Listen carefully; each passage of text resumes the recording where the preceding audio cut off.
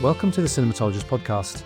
I'm Neil Fox. And joining me, as always, I'm delighted to say, is Dario Linares. Good morning, Dario. Good morning, Neil. Great to see you. Always nice, I think, to tape on a Friday. It's got that sort of, we've got the week done. And it's been a busy one for me. I've got like 3 Substacks that are sort of 3/4 of the way through, and all of them kind of need finishing. But I just had one of those weeks this week with things like job interviews and applications and all that kind of stuff, which that's one task, isn't it, that really puts your creative flow on hold until you get it done. You know, that kind of, I got to get that in at that time, and it has to look a certain way. It's a very specific, painstaking job that you have to do. Yeah, for sure. It does take you out of any kind of creative space into a very, very kind of stressful and pragmatic one.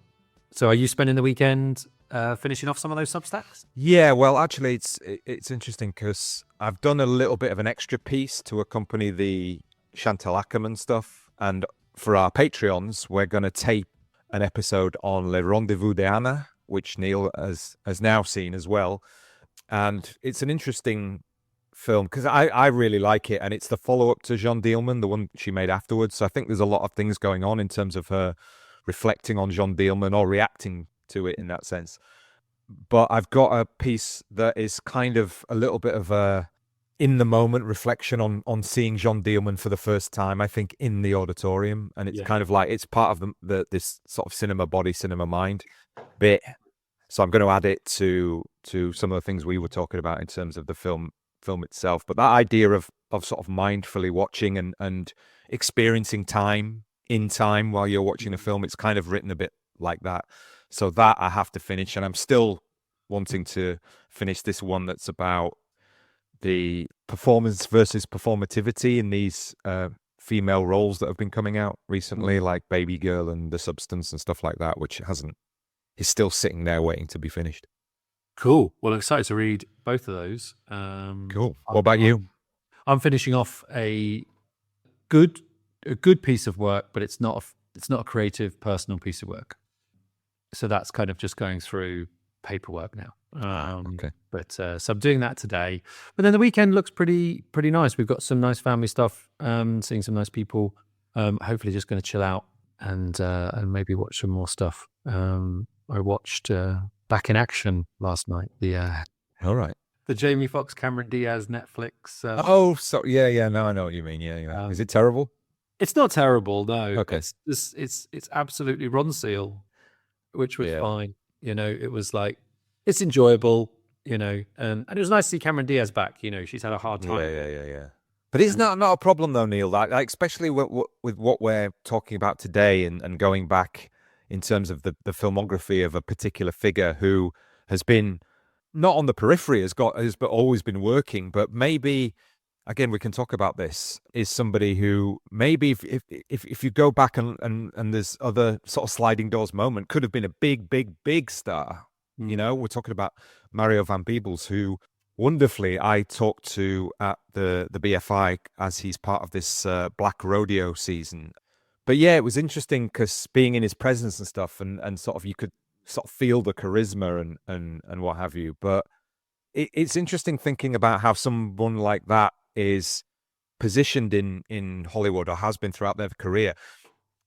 And has it always been thus, that really the things that get churned out are very much piecemeal, very, you know, and it's only going to get worse now with AI. And it's like, I want to refuse that acceptance of, yeah, it's okay, it's fine, it is what it is. I kind of want to get more angry about, you know, has filmmaking always been like that? There's always been 80-90% of it is kind of average. Yeah, I mean, I think that's the same for all popular culture and art. Have this conversation a lot when you think about the 60s in music, you know, and the art. I mean, there's a lot of artists that weren't given their due, you know, which has been revealed in the last couple of decades in terms of particularly kind of, you know, non-white male artists. But there was a lot of crap made, you know, and the reason that people still listen to the Beatles and the Stones and Bob Dylan is because they were the best of that period. There was a lot of stuff that was made in their wake or around that stuff that just doesn't hold up. And I think that's the same for movies, books, whatever. I think, it was the Cameron Diaz thing is interesting because I think that she just never got that. And she sort of said that, you know, she sort of ended up kind of retiring because She got fed up of same roles she was getting, and she's brilliant in something like being John Malkovich. But then I think she's also great she was a great star. She's very funny. I really like the Tom Cruise action movie, Night and Day, which I think is really knowing and a lot of fun. Like they're both having a lot of fun in it. And I think this was just a case of Jamie Foxx saying, do you want to come back and have some fun? Yeah. He sort of was he was responsible for it. And it's silly, but, ticks it's a written by AI movie in that way, Yeah. By an executive committee, which at this point is exactly the same thing. For a Wednesday evening, or no, Thursday evening, wasn't it, where I was just absolutely exhausted and brain dead from this paperwork job, I was like, you know what? That's for me. And it does it does the job, and it sits there and it's glossy and fun. And it does have resonances, I think, with some of the stuff we'll talk about today in terms of, genre, stars, and things like that. So felt like a nice precursor to today's conversation, which, as you said, was with Mario van Peebles and his son Mandela about this season at the BFI and their new film Outlaw Posse, which is part of it. Yeah, it was a really enjoyable conversation as much as anything else. I mean, it's funny sort of reflecting back on the types of interviews we do. And, there's very heavy ones that we do with academics. And then there's interviews that I think are not related to a kind of promotional moment, which sometimes are the best ones because it's like somebody's not actually doesn't have an agenda. And I think also when people know the podcast and they come on, I think that's always helpful. But this one was one of those ones that was sort of just in transit, you know what I mean? I took my gear down to the BFI. Mario and Mandela were literally coming in from Paris and they were like, okay, so what is this? You know what I mean? So I had to kind of explain. But then we sat down, it was just great. It was just absolutely fantastic. And it straddled that line of being fun, insightful, and a little bit irreverent, but also then serious when it needed to be at the same time. And we talked a lot about the Western genre in relationship to Mario van Peebles, the new film specifically, what he tries to do, his filmmaking style. And then, a little bit about his career generally and a lot sort of implied really about his sort of family experiences as well, because Mandela is the star of Outlaw Posse with him. And obviously he's, the son and grandson of Melvin van Peebles. And we talked a little bit about that. Yeah, it was just a really, really nice chat. And they were on board from the start. And I think responded to the questions. So yeah, it was good.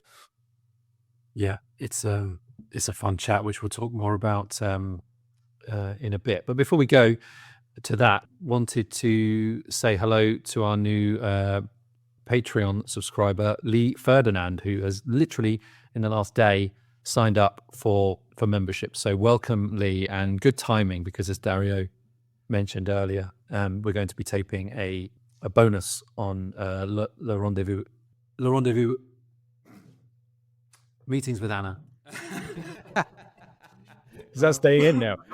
Yeah, it's got to stay in. I can't get it out of my throat, so I changed it. I'm a bit bunged up, so I'm not going to get the French out. I'm not going to butcher it. So Meetings with Anna. We're going to do a bonus on that, and then that'll be.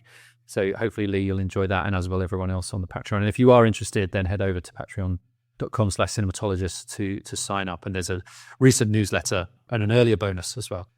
And as mentioned on the previous episode, which is about Chantal Akerman, if you sign up for the popcorn tier, you will receive a copy of the new, I think they're calling it a bookazine, the auteur series from Sight and Sound on Chantal Akerman, which is a really, really wonderful accompaniment to this season and the re-release of Jean Dielman. We've got a few copies of those for the first people who sign up for the popcorn membership.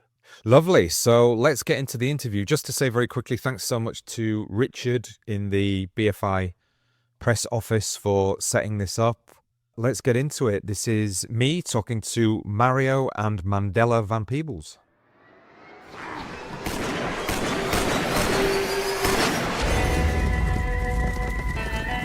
Sergeant Decker, we have come a long way to find you. How about a little history?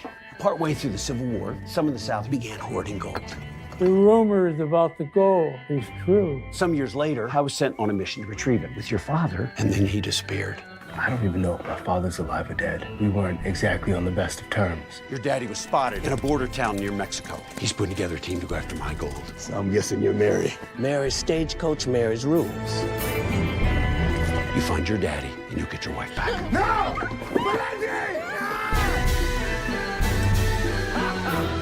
Hey, I'm gonna shoot your own son. Rumor has it you're planning a job.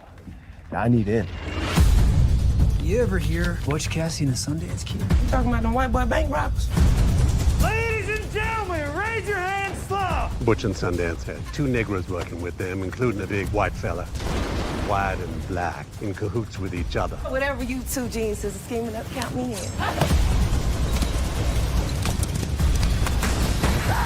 All right, this is a holdup.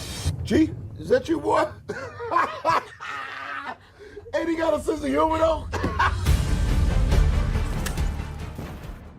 Revisiting your films, you've got a real affinity for the Western genre. So I wondered, does that come from a kid? Was it TV shows? Was it movies? Where's your sort of love for the Western genre come from?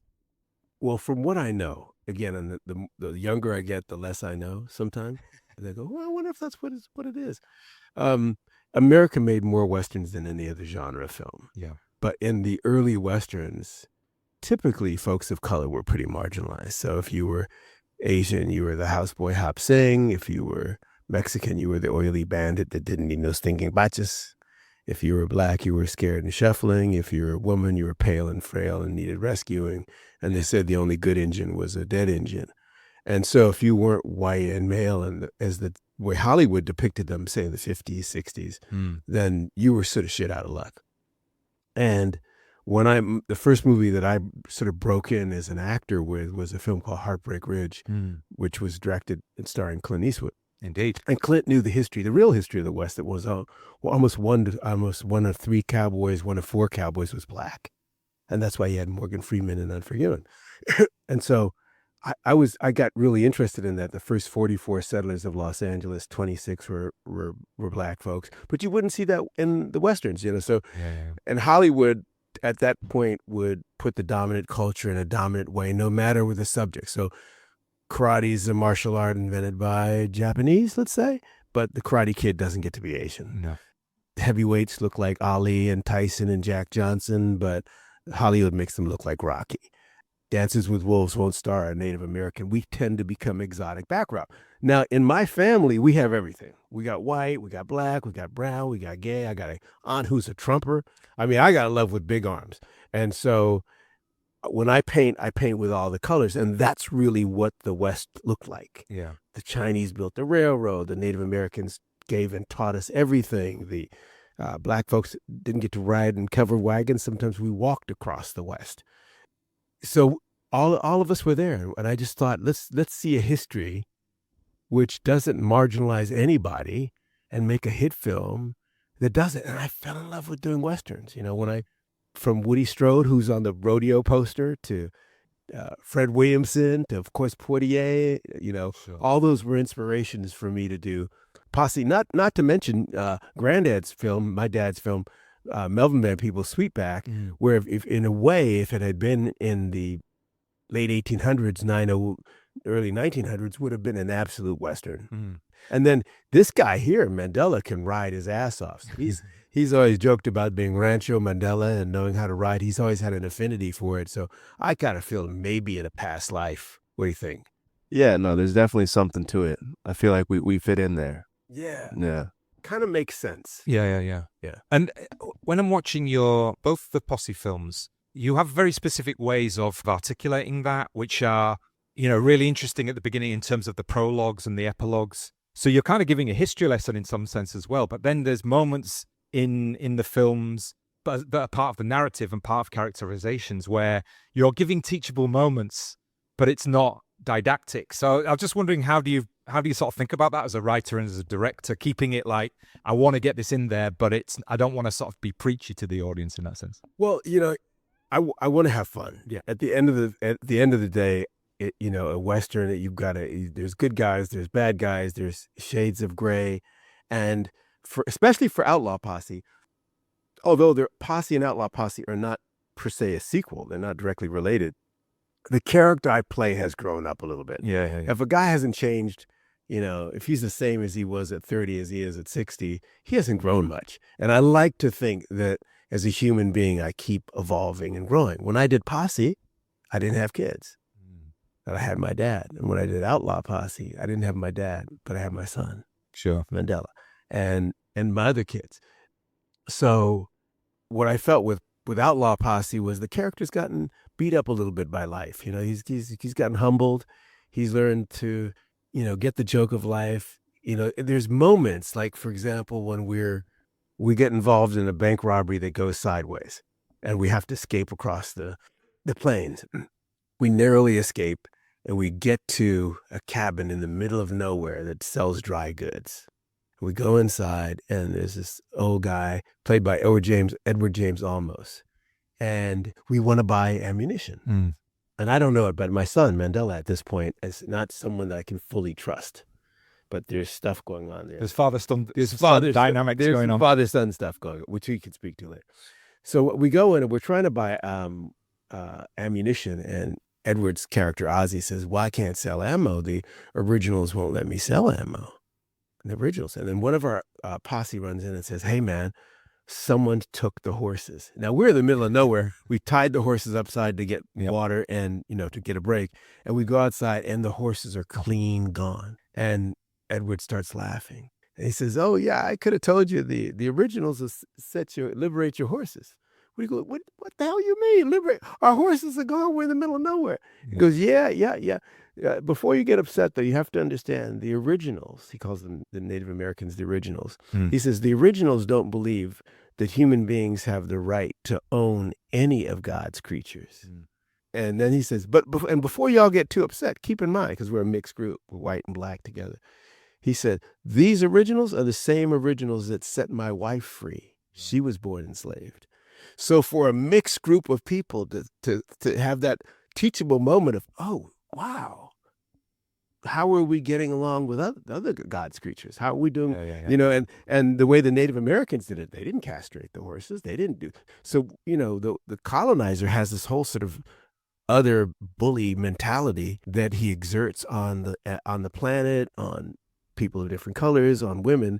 And before we adopt that, we have to examine what that means. So it's fun to see a character who just wants to be a cowboy, get the gold, and get the hell out of town, have to process, damn, what does that mean? Sure. And then later, of course, with Whoopi Goldberg, et cetera. Yeah. And then all the stuff, the complexities that we have, Mandela and I have as father and son too. So, but somehow in a Western, you get away with it and it's fun and, it never goes too far. You make it edutainment. Sure. Not education and not entertainment, but edutainment.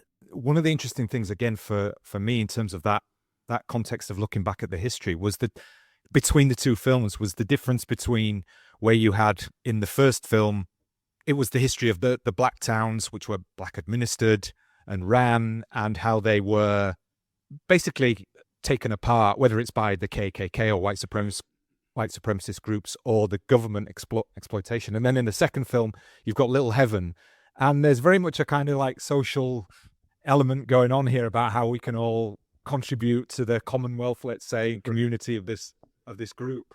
And I was wondering whether setting those two things up actually kind of aligned a little bit to the context in which each movie was made. So like back in the 90s when things were going on politically around then, and then you had Hollywood was in that Indiewood phase. But then today, we are where we are in America right now, and God knows what's going on there. The movie. Exactly. And it's interesting to think, though, you wanted to revisit the genre and particularly Posse as a kind of world, as it were. So, yeah, were there, particular things that influenced you to revisit? Yeah, I think that Posse, we had a great cast. Yeah. But on Outlaw Posse, we have an amazing cast. And I think one of the things that I'm proud of with Outlaw Posse is there were some real badass sisters in the West, like Stagecoach Mary. Sure. For Whoopi Goldberg to play that role. And so this time around, we have some women and a variety of women in the movie. And at the end, you see some of the real pictures, and you see how surprisingly close I think we got. We didn't glamorize them. It's, this I like gritty westerns. It's not like super polished. This is before Obamacare, right?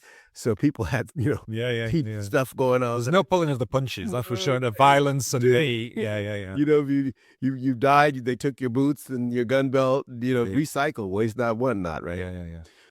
But I think one of the things that I was interested in was there were a couple towns that were towns where you couldn't have guns. A lot of towns where you couldn't have guns within city limits, in spite of what we think of the West, but also towns that found other ways to exchange outside of capitalism.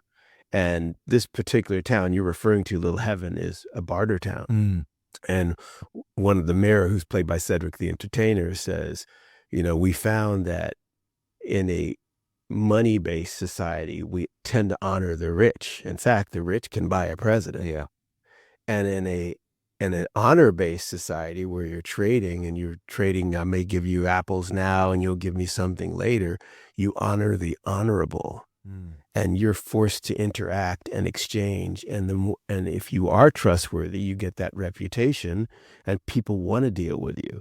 In a money-based sort of thing, there's a tendency towards hoarding and competition. Sure. And so saying, how do these different modalities bring out parts of our spirit? What do they do to us as human beings? There are a lot of tribes that were able to coexist with nature before modern man and the colonizer came. And then when the colonizer came and it's quote unquote discovered America, although they were already Native Americans here, it came under new management. And I just found it interesting that you put something on screen that is quite difficult for us to see outside of capitalism, right? And you've put something on screen, so that's how it can it actually can work, Absolutely. And their communities, and that's the other thing is, we talk about my dad a lot. My mom was this wonderful hippie chick, and she took me backstage with the bands, and she took me to communes as a kid, and it made quite an impression on me to see people coexisting, growing their own stuff, trading, bartering of all races.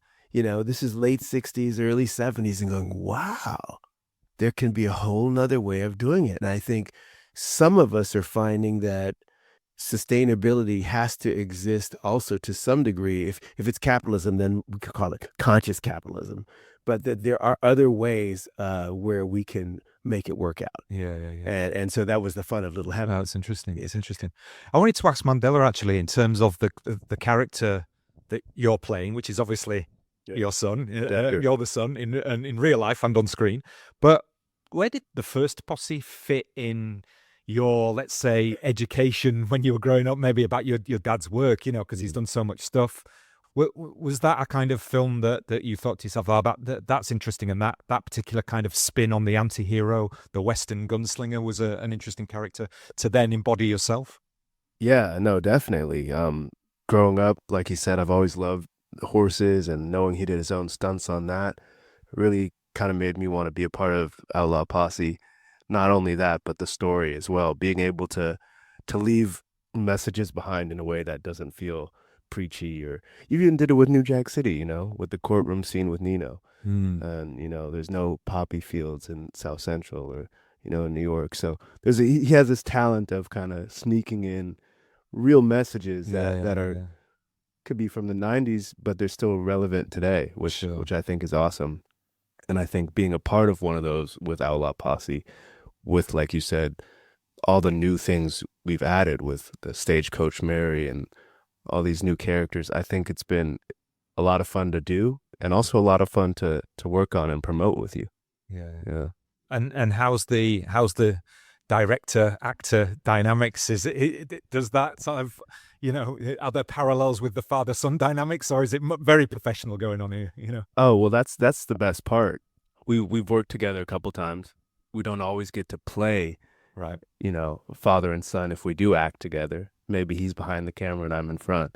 But this was one of those rare chances where he's directing it, but he's also acting in it.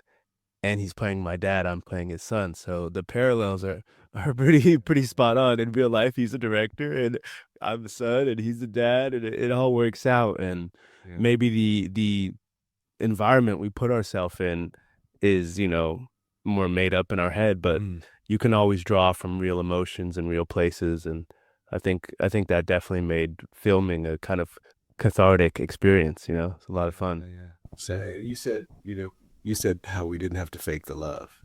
Yeah, that too, or the conflict. We can pull from real places, which was, I find it. It's like method acting without method acting. Yeah, and there's that moment. Free time to beat up dad. Yeah, exactly. There's that moment on the Stagecoach with Whoopi Goldberg where you talk about back in slavery, where the very concept of father and son was taken away from slaves, and it's like, I was thinking about that, and I've seen that in other movies where, I think 12 Years a Slave, there's a moment where one of the women has the male kid taken away and she's just distraught. And but when you kind of think about that idea, it's really a sort of profound idea that I think is just one of the, one of the horrific things that you can't really imagine when it comes to thinking about what slavery was like. Yeah, and I think that scene especially, Decker's gone through most of his life having, this animosity towards his father for not being a father that he wanted him to be. And maybe hearing it from an outside person who also went through that or knows that knowledge, I think kind of changes his perspective on it a bit. Right. Boy, you lucky. You're part of the first generation who could legally call a black man father. When we was born, enslaved, black man couldn't do nothing with his kids. So how's he doing this, Pa? I guess that means you're gonna need some practice. You remember your Pa? Oh, yeah. They hung him for teaching me how to read. And then they told me to call some old white priest father and the slave owner master. Yeah. And they told me that by law, I had to take the master's last name. Right. I said, with all them laws, I'm gonna grow up to be outlaw for sure. And Mario, obviously, you guys look like each other. Really? And, it's like incredible, really, But I don't know whether seeing Mandela on screen, actually acting, did you ever get moments where, wow, he does like me, or there's a tick here. It's like, oh my God, I didn't say anything, but that just, that's spooky, Yeah, there are times when I feel like he'll use my own face against me. It's kind of weird. But it's funny because a friend of his who looked at him and said, "Oh shit, I can see what you look like when you get old." Yeah, you got nothing to worry about, to be fair. Yeah, there's all kinds of stuff. I mean, your qualities. Sometimes I'll hear his voice and I think, is that who said that? Because there's something in his voice quality that's a little like mine. And we have a sense of humor, like we play with each other. So we have a relationship. We're bilingual. In other words, we have a relationship as father-son. We have a relationship as two guys that play around, and we have, so we find these different languages and we can switch over. Right. And that takes the time, because when you're sort of a playful parent, then your kids have to learn when you're serious, because there does come a time when you have to say, no, don't run across the street without looking. There are those moments too. But back to what you were saying, I mean, what Mandela were talking about with Stagecoach Mary, when she says, you're lucky because you're the first generation, because the movie takes place in 1908. You're the first generation that could call a black man father legally. When me and your dad, and she's referring to my character, Chief, sure. When me and your dad were born, the slave master made all the decisions. We couldn't legally have black fathers. So it's not until, 1863, right, Mandela? 1865, if you're in Texas, that with Emancipation Proclamation, that you get to legally become a black father. Yeah. So we really haven't had that long to get our father game on. So, and that's interesting because in the Van Peebles family, we have a strong paternal lineage. Yeah. There's a strong force from my grandfather, who took my dad to work and taught him that one courageous, man could make a difference, to my dad, who made that difference in film, to me, and then to my sons and daughters.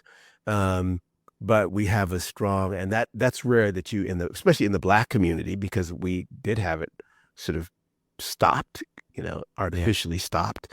in the Black American community to have a real knowledge of, oh, that's my dad. He taught me this. And I have all those Melvinisms. And I got to spend a lot of time with my dad. Sure. Because working was part of our love language. And that's part of my language with Mandela and him with me. So we love people. We want to see them succeed at what they do. Now, that doesn't always mean they're good at what they think they want to do.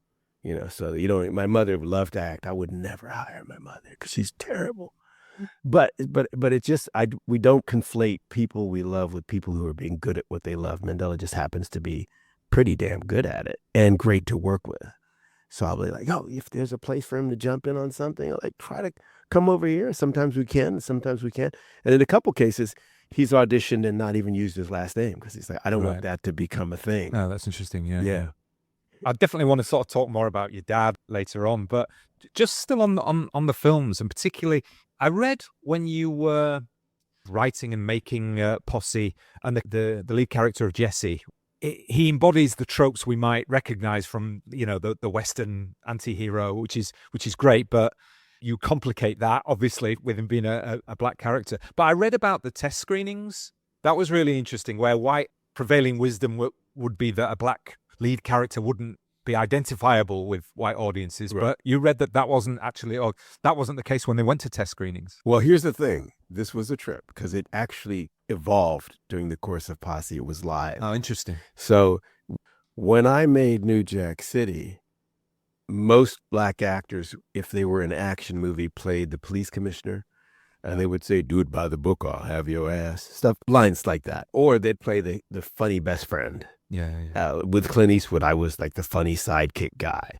Wesley Snipes was the funny sidekick guy in Major League. Lawrence Fishburne was the sidekick guy in Apocalypse Now. We were not the lead guy. We were the best friend of the guy, or sort of more the sidekick guy. And when I did New Jack City, I was able to go to Wesley and say, hey, man, in this case, you're our Pacino. You're not the funny guy. You're not the best friend of the guy. You're the guy. And later, Singleton could go to Lawrence Fishburne and say, you're in Boys in the Hood, you're going to be the guy. And Spike could go to Denzel and say, we're not doing Malcolm through the white reporter that interviews him like the way they did Biko, the way Hollywood will do it. We're going to do the story of Malcolm, and you're the guy. Now, that didn't mean anything until those movies made money. When those movies made money, Hollywood, which is not just white or black, it's also green, stood, oh, wow, we could put Wesley in Passenger 57. It's not written for a black guy. We could put Denzel in Pelican Brief. We could put Lawrence Fishburne in Deep Cover, whatever it is. But here's what's interesting. I was a filmmaker.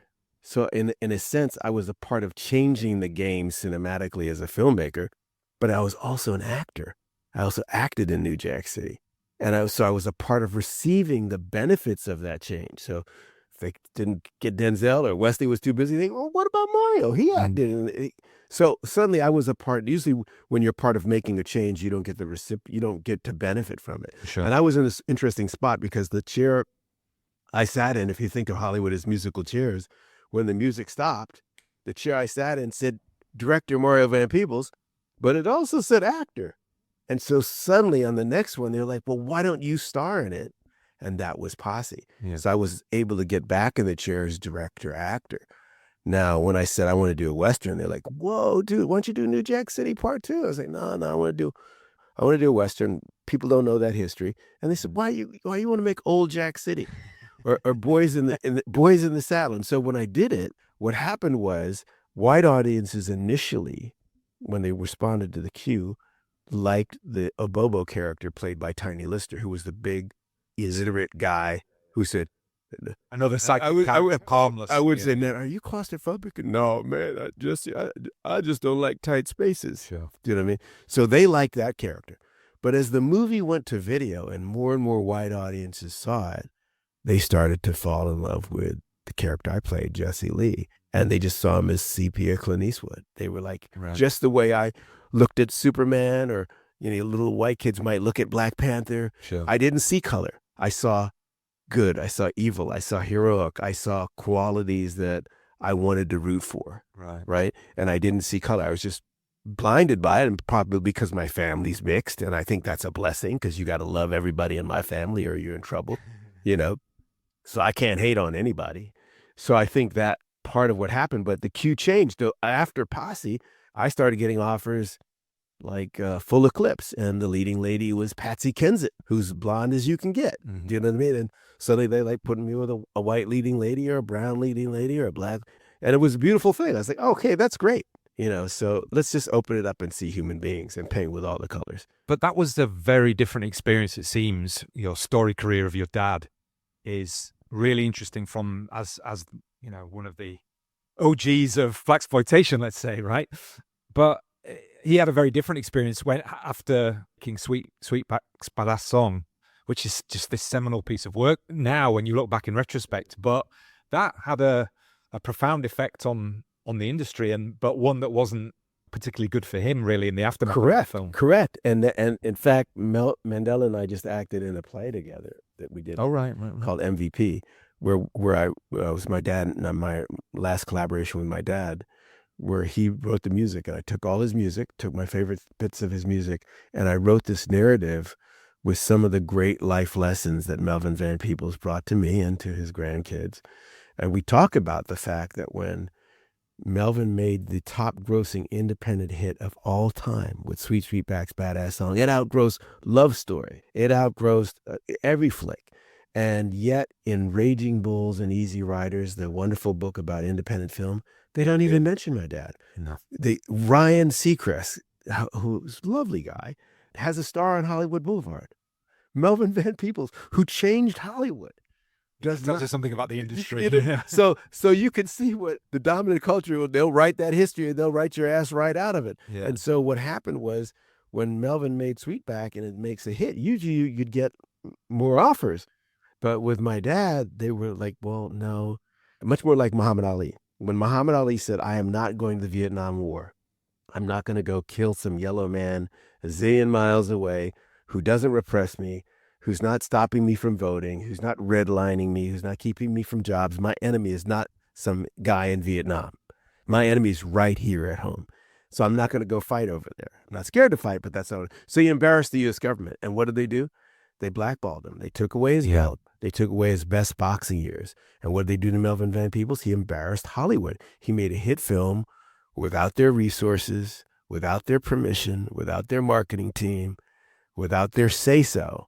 And so they imitated his formula, and they started making the Shafts and the Superflies. And great talented people got jobs, but my dad didn't get another serious job offer because they had said, no, he's a troublemaker. But 20 years after, literally, Sweetback comes out in 1971.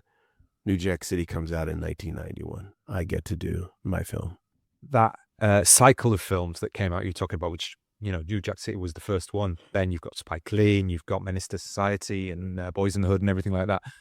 It's interesting, almost as if it was a 25 year wait for what should have happened in 1972 or 3.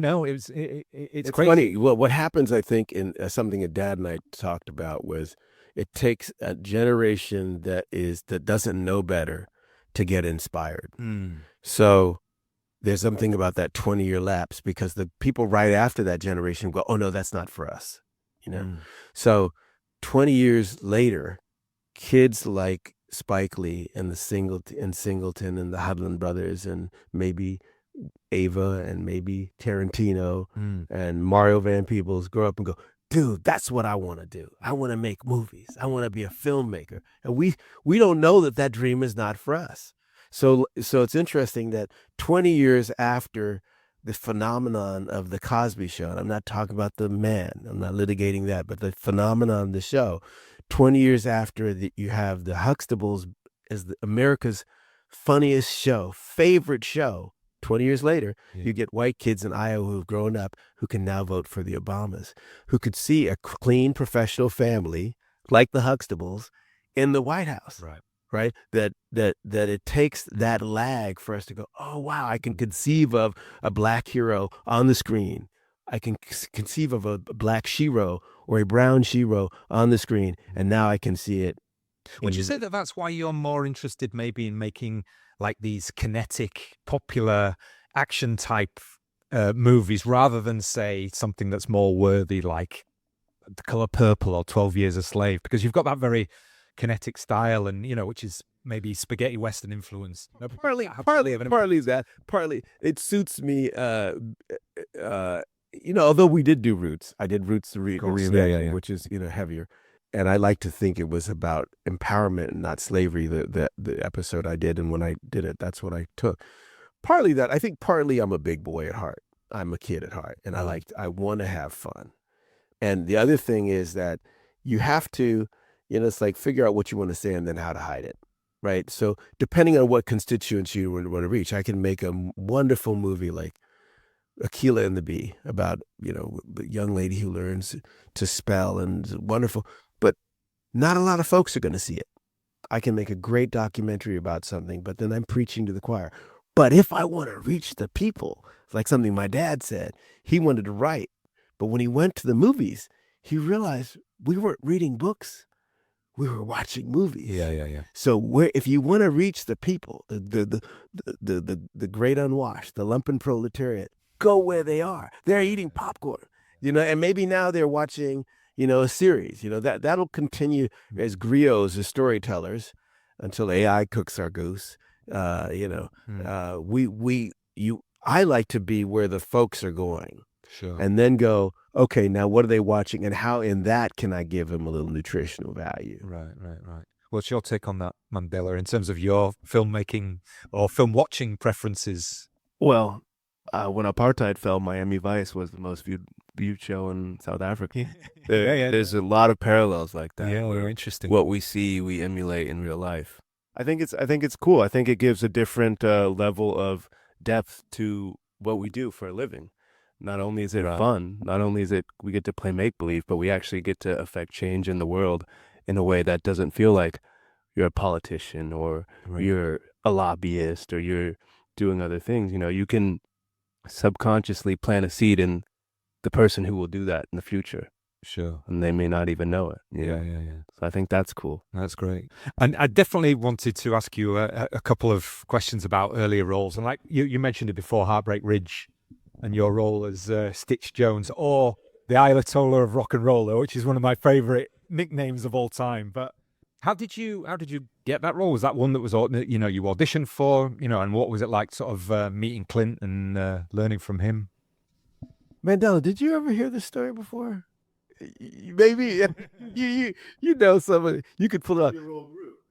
Oh my goodness! Yeah. So. Man,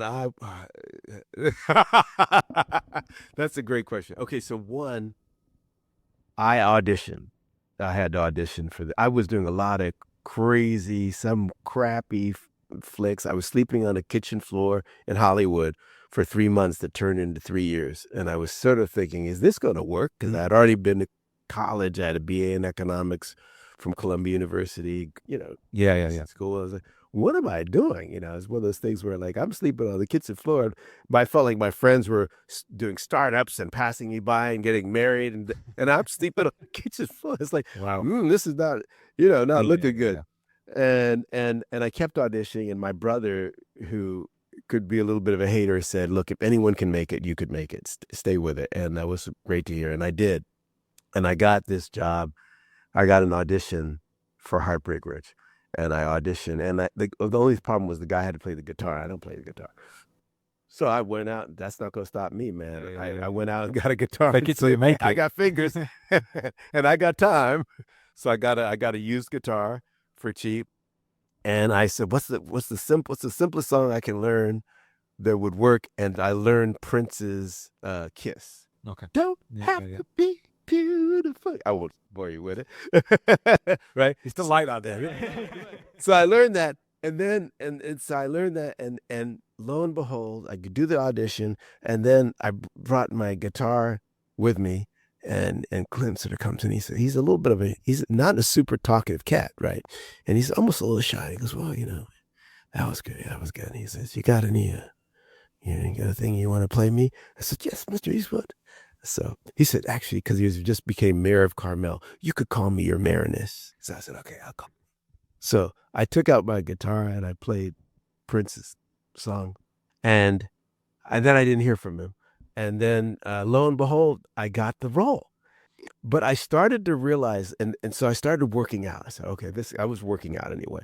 And I got the role because a lot of the thing is going to be a very physical film. We were running around in our shorts basically the whole time. And so I started working out. And I went to the gym and I was working out. And someone came over and they said, I heard you got one of the roles in Heartbreak Ridge. And I said, yeah. And he said, you should be careful. I said, why? He said, you shouldn't work out too much. Clint is the star, not you, Mario. Yeah.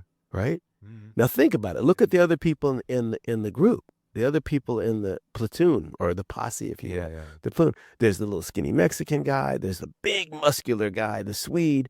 But everyone's a character by virtue of their plasticity. Yeah, that's interesting. And they were like, you don't look like best friend material. You look a little more leading man, my friend. So you better be careful with that. Mm. So I was like, oh my God, did I just muscle my way out of a gig? So I was like, let me cool it on the gym tree. So first day of the job comes in and I had clothes on, jackets and stuff. So I just made my own jacket and came in and I did a little of my stand up and he was having a ball. Clinton was great to work with. And then the next time there was a scene that said my character comes into the barracks and the Clint Eastwood character's there. And my character only has a towel around his waist. And I was like, okay, now this is going to be where it gets tricky because that's it. So I said, I went to the wardrobe dude and I said, listen, can you get me a bathrobe? Like anything other than white because the towels are white. So he's a Puerto Rican dude. Said, yeah, get me a blue bathrobe. So he got me a blue bathrobe. So when Eastwood came to the set, I asked, can I speak to Malone? And I said, Mr. Eastwood, do you prefer the white, the towel, or the blue? And I made it a color issue. Because there are actors who don't want other folks there who look more leading man or woman. So I don't know. I don't give a shit. I just want to be in the movie. I have no ego in it. So he looks at me and goes, no, you're in great shape. Just go with the towel. And I was like, wow, this guy's really secure. Girl, you know I think you're fine. And you got that big behind.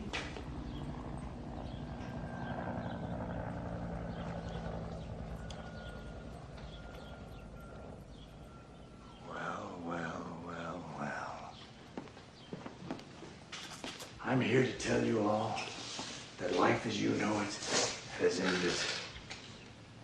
You might as well all go to town tonight. You might as well laugh and make fools of yourself. Rub your pathetic little peckers up against your honey or stick it in a knot hole in the fence. But whatever it is, get rid of it because at 0600 tomorrow, your ass is mine. Where's your bunk? Hey, yo, man. Come on. Come on. It's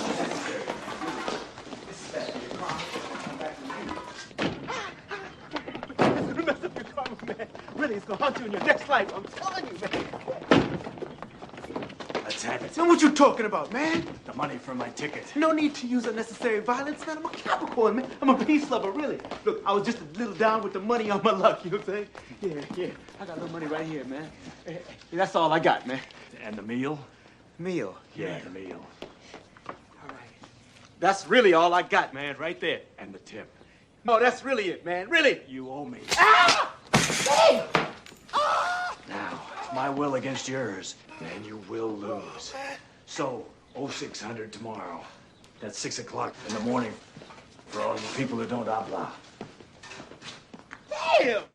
And that stayed with me when I did Posse, but when I did Outlaw Posse, I wanted to hire other leading men. I got the best looking white guy on the planet with Billy Zane. I got Steve Baldwin. I got the other best looking black guy in the world, Blair Underwood. I got Big Daddy Kane, and I opened it up. I never looked at it as these guys or gals are my competition. They only make us better. All your film fumbles, Same thing like in New Jack City, sure, with Russell Wong. It's like great looking Asian leading man. I'm not gonna marginalize anybody. I don't have to be the only guy on screen. So that was really cool to see Eastwood was that secure.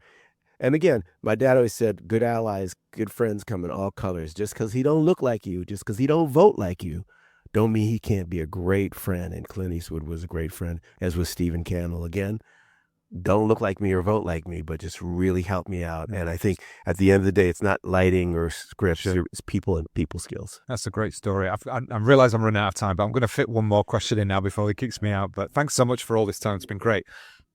You haven't heard that before. Bit of that, yeah. These guys. Yeah.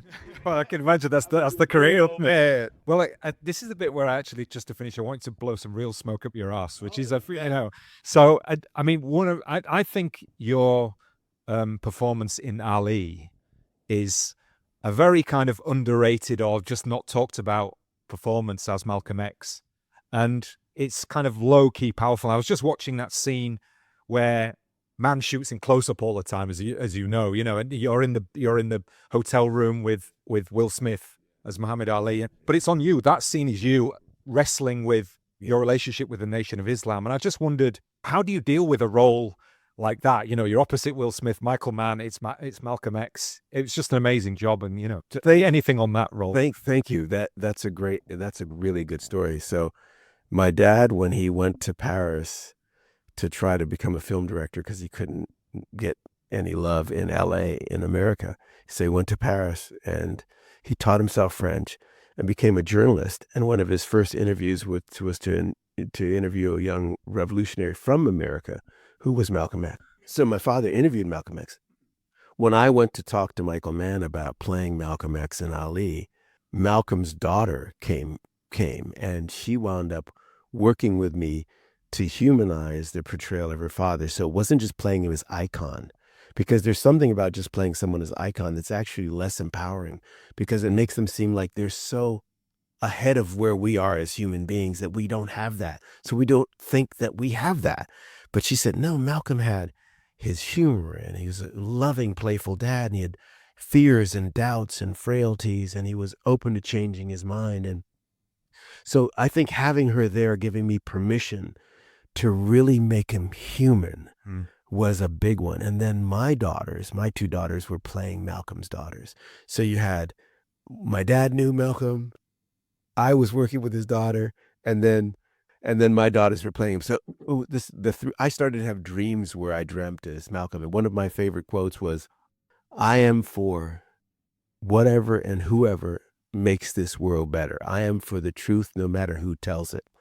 And that's also Malcolm X. Yeah. And that it doesn't have to come just from a particular source. That's not the exact quote. I screwed it up, of course. But that was so powerful to play that. Thank you for noticing. I think people actually see that movie and forget that's me. I think they do. I don't.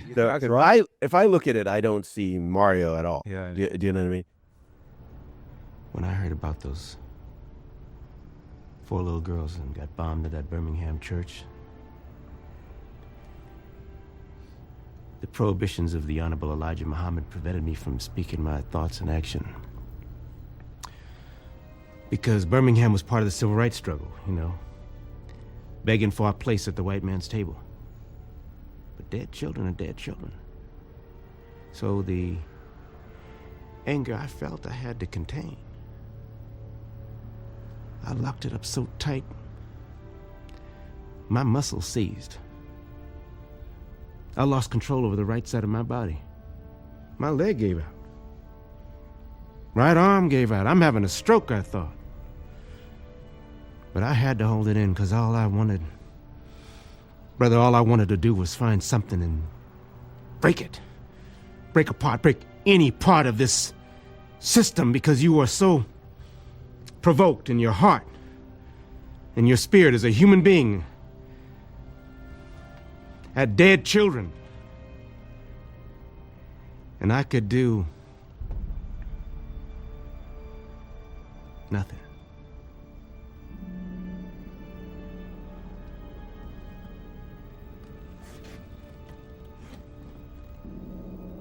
Everyone knows I can't do nothing anymore.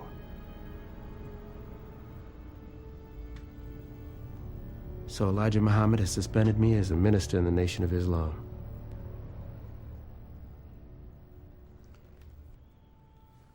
But it was that from that role that Muhammad Ali said, if you could do a movie about me being the first overt Black Power athlete, could you do one about your dad being the first overt Black Power filmmaker? And that became the basis for Baadass. Yeah. And so it was Ali that thought of that. And then Michael Mann said, I love Sweetback and I'll produce it. Yeah. And so it was just, wow, that's how that came together. It was through that, Ali. Oh, fantastic. Mario, Mandela, thanks so much for your time. I really appreciate it. I have loads more questions, but obviously time is of the essence, but it's been great. And I have a question for my son. Mandela, that's it. I want to hear you do his accent. Well, thank you very much for the time. And it's been loads of other questions. And it's so hard. I want to learn more, but yeah. It's been a lot of fun, though. Seriously. We fancy it. It's not bad then. That's amazing. That's staying in, by the way, Hey, brother, thank you for talking. Mario, interviewing Mario and Della. Thank you, man. Appreciate you, man. A lot of fun. Let's get nicer together.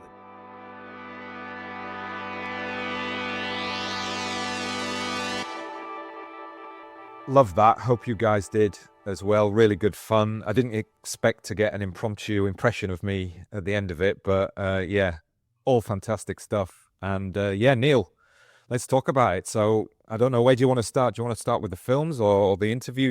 You lead the way. Hard to know, really. It's such a... I just have to say how much fun it was to listen to that. I listened to that edit on a drive the other day, and I was just beaming, and I sent you a voice note because it was so exciting to hear. Well, first Mario van Peebles on the podcast. I mean, what a joy! We'll talk a little bit about why that's such a joy in a bit. But just the conversation with him and his son. I thought you did a beautiful job of kind of just making it a really far-ranging conversation, which never felt weighty, but really, really kind of in-depth and insightful. And just, yeah, you could just tell there's a lot of love in the room, really engaged people. And yeah, just, it was such an enjoyable conversation. Like, I'm so privileged to put it out on the podcast. I really enjoyed it, because it's like, yeah, just, and that you sort of lead into the films then. It's like New Jack City particularly was a really, really formative film. And I rewatched it recently, and it was one of those early films which got me into movies. It was at the time I was listening to a lot of hip hop, so the soundtrack is particularly, just listening to that, it just was brought back so much. But it's a really, really good movie. And I think the stuff that comes out in the conversation about him casting Wesley Snipes in that role, in the Scarface role, sure, and what Mandela was saying about how the politics is kind of weaved into the narrative, I think it's really, really well done. And I watched that, and I rewatched Posse as well, which I saw when it came out, and that's a really, really fun movie and really good, and it does the same thing. And then it was interesting thinking about those films in the context of this season, and Posse particularly is a Western which kind of draws attention to Hollywood's neglect of the black characters in Westerns and the idea of, black cowboys and the black experience in the Old West.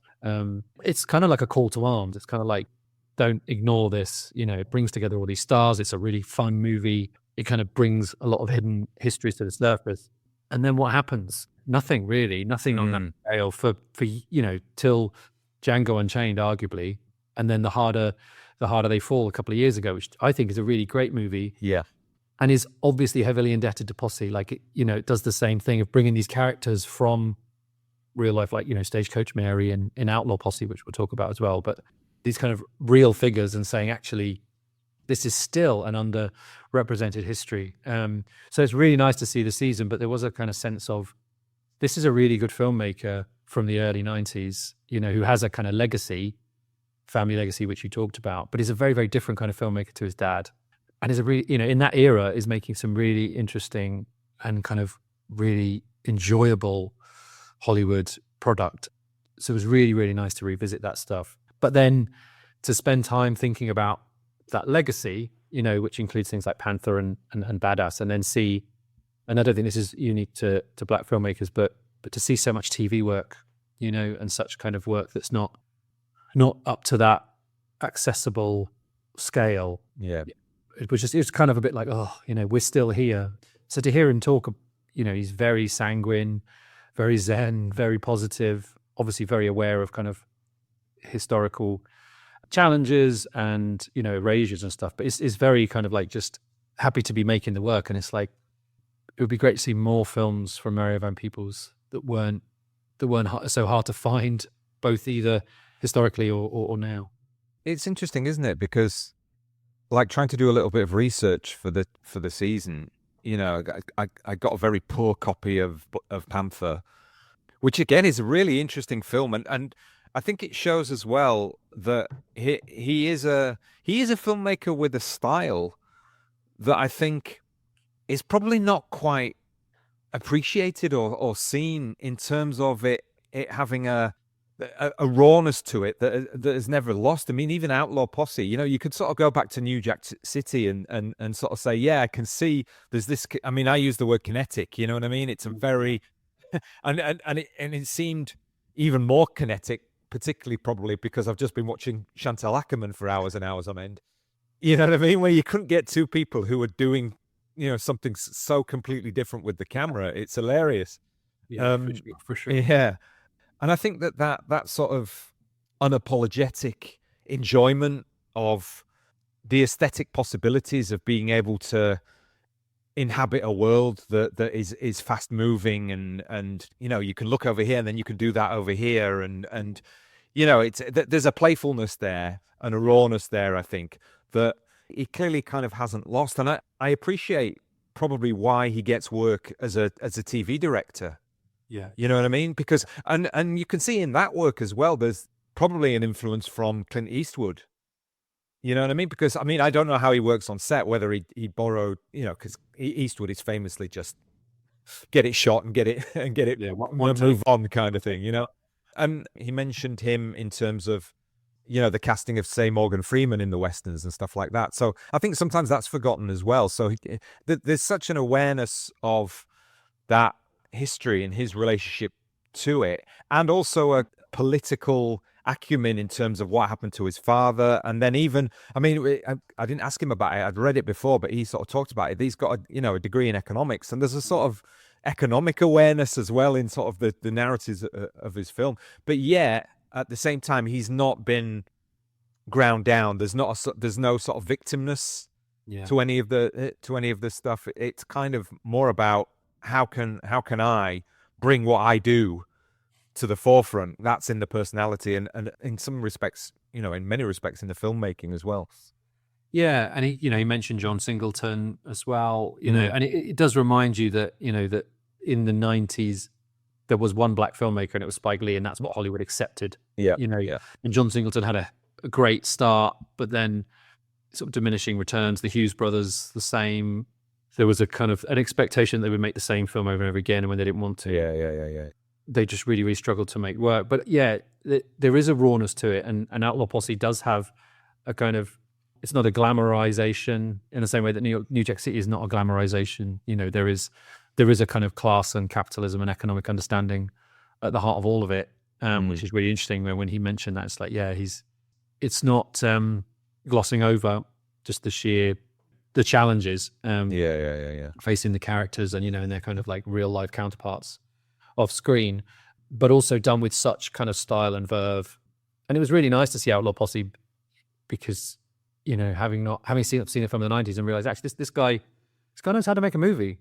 And it's kind of rare to see people who, like you say, use the camera at all in interesting ways, you know, that's not just kind of fed through a computer.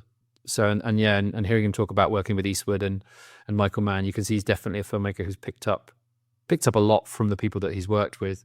And that Outlaw Posse kind of still doing the same work that Posse was doing, but on a different scale. But what was great was, like you said about the cast is really good, and his reputation and sort of and history allows him to be able to make film. I think what must have been on quite a low budget, but bring these people in who kind of want to do interesting work and want to work with him, both as an actor and a director, I thought was really good. That seems clear, though, that I mean, it's one of the questions I didn't get to really, and that was about ensemble casting, because it just seems that that's in almost every work that he does, and you know, I'm guessing again, and this is not in any way to sort of condescend, but that idea that when a project is there, that it's going to be black focused, black directed, then it must be easier to be able to say to a range of black actors, come in and be part of this project, Yeah.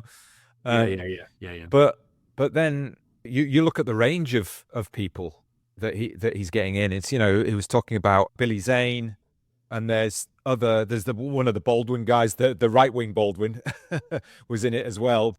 There's clearly a sort of knowledge of what Mario van Peebles offers in the business. And it's very difficult for people like us from the outside to sort of understand the kind of mechanics of that. And even, I watched the clip of him on The View, that American TV show, which is with the sort of women panelists. And obviously, Whoopi Goldberg is one of the main characters on that, and he was on there, and he was sort of talking about some of the things he talked about in the interview. But clearly, he's known Whoopi Goldberg for years, and he's clearly somebody who has a kudos in the industry. And you just wonder, what does that ceiling look like? That maybe invisible ceiling in terms of budgets, in terms of expectations, in terms of what somebody's reputation is.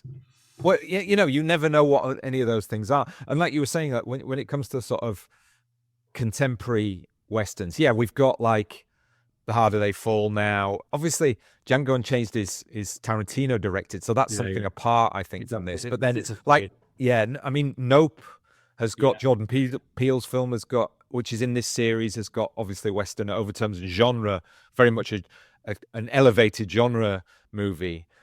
Funnily enough, it's like there's very few Westerns that are just out and out genre flicks these days. And it's the same with horror, isn't it? It's that elevated horror thing. It's like there's no, what is this saying beyond the genre? And like with Outlaw Posse, he's managed to do that, but maintain the kind of genre fun of it at the same time, do you know? Yeah. And I think that, you look at that work that he was doing in the late 90s, there's obviously a politics to New Jack City, but it's kind of in that era of black urban crime movie. So it's kind of like, that's what everyone wants.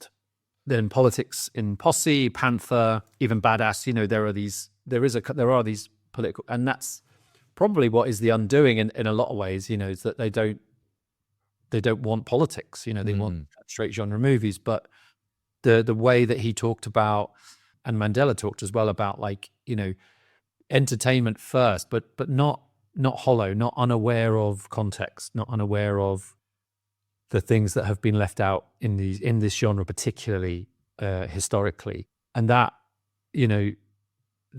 people you can't avoid it, Yeah. And I think you can't avoid it, particularly in Posse and Outlaw Posse, because it's so rare. We don't have a body of work that it can fall as a subgenre within. It is the subgenre, and bringing that stuff to the fore, like in The Harder They Fall as well, which is why, again, Django Unchained sits outside that, because it's a Tarantino movie which has its own context. Yeah, I think a lot of it's, I'm sure that there are kind of other social elements to it, but part of it's probably just like, well, we don't want these kinds of movies which are telling us X, about the past or even like the present and stuff. So the fact that he's got it done and be able to come back to this work, but he, the story about Clint Eastwood was really interesting in terms of working with him, and that was a great story. What a great story!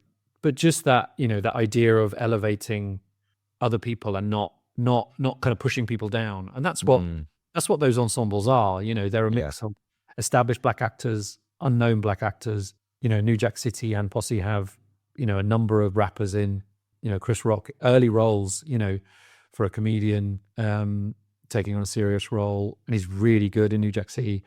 He clearly knows how to work with actors and get really interesting performances. And the other thing as well, which I think is telling as well in the films, is working with white actors and getting white actors to give nuanced performances of pretty horrible characters. Like Judd Nelson in, as the cop in New Jack City, and then Stephen Baldwin. Yeah. It's an interesting character in Posse, but there's a lot of villains in those movies, Billy Zane as well, and you could easily slide into caricature, but there's obviously a working relationship there with his actors that brings out a depth and nuance, which is beyond just kind of pure racism of these kind of white. There's other things going on, and he's a very, very smart man and a very, very smart filmmaker, which makes it enjoyable. But obviously, It's not, as we mentioned at the start, it's not back in action with Jamie Foxx. No. You know what I mean? It's not just got that. Here's just a very obvious, clear. You know where you are. You don't have to think. Yeah. Just enjoy the spectacle. These are spectacular movies in many ways. Yeah. But then You just think though, it's funny, isn't it? It's like Jamie Foxx is such an interesting sort of comparison, persona. I think, because they cross over, but obviously I think Jamie Foxx is younger and is not. I think he's directed, but he's not a director in the same way that Mario van Peebles is. Yet they were both in Ali and playing character roles, which was really interesting, and both really good in those character roles. I thought, I was talked about Van Peebles doing Malcolm X in the shadow of the Denzel Washington iconic performance, as it were. But I think, like, if Mario van Peebles came along with his, the way he looks as well, it's very much a sort of counterfactual, but you can imagine him being a bigger star sort of 20 years later, because the opportunities are there. And you look at sort of some of the bigger black stars now, and like even Idris Elba, making the Westerns that he's made, being part of The Harder They Fall. And then he made that, was it Concrete Cowboy, I think? That's part of the season as well. You just think that, the context in which you arrive and the conditions you've got to work with dictate a lot of what you can and can't do, I think, a lot of the time, Yeah. And, another director actor would have put themselves in the lead role of New Jack City, and he kind of elevates Wesley Snipes into that space. And thinking about Jamie Foxx's career and where that's gone from, Django, as but like, he's brilliant in Collateral, he's really good in Ali, like, he's a really good actor, but is kind of expected to do certain things. Which is a shame a lot of the time. I'd like to see him do more fun stuff. But I think it's a really interesting season. I kind of mentioned it on the last episode in terms of like some of the stuff has been sort of brought back into focus in the last couple of years by Criterion. And it is an interesting body of work, but what's good about it as well is that it shows that there are filmmakers making work which is, they're not straight genre in the sense of being told to package something and give it back. Like Nope doesn't do that. It plays around the genre interestingly. Concrete Cowboy is an interesting example as well. Outlaw Posse, they are part of the genres that they are engaged with, but they're also not. And the fact that there is a kind of a growing body of work, albeit mostly outside the mainstream studios, apart from Nope, is encouraging. But it's sad that it takes so long. Hopefully not that long before the next. Although I am curious to see the lineage of the MVPs, and it was interesting hearing him talk about that play that he did with Mandela about Melvin, and then thinking about revisiting this world with Mandela older and Mario older, and then whoever's else is coming along. I mean, I think that's a really beautiful use of cinema. I think because seeing Posse and Outlaw Posse so close together was really interesting in terms of Mario van Peebles as a star and as a director. And then bringing his son into the story in that way was really interesting because of the family legacy, which I think is unavoidable, and also as he sort of brings up, problematic for Hollywood given his dad and the filmmaker that his dad was. You never know what's at play. We think that people in Hollywood don't really know anything about movies or movie history, but they do know when they've lost money. That's true. That is very true. The other thing, just very quickly, but I really wanted to watch the film that Melvin, his dad, made in France, A Story of a 3-Day Pass, and it seemed to be very new wavy, it looked like, and I don't think it's available anywhere, but I'm desperate to see that. That looks really, really interesting. I love how, getting into the sort of rabbit holes of people's connections and careers can sort of reveal things. You thought, oh God, I can't even believe I didn't know that existed. Yeah. That was released. It was released off screen a couple of years ago. I remember reading about that. Right. That sounds fantastic. And also, I just bought through Indicator the Blu-ray of Watermelon Man, which is a film he made. Oh yeah. Sweetback, which I haven't seen, which I'm really looking forward to. Right. So really, interesting career, interesting family, and amazing to have them on the podcast. Like you said, just really, you could tell he's a film star, but a really, really smart one. Absolutely. Lovely. So we hope you enjoyed that. That will wrap it up for the main show.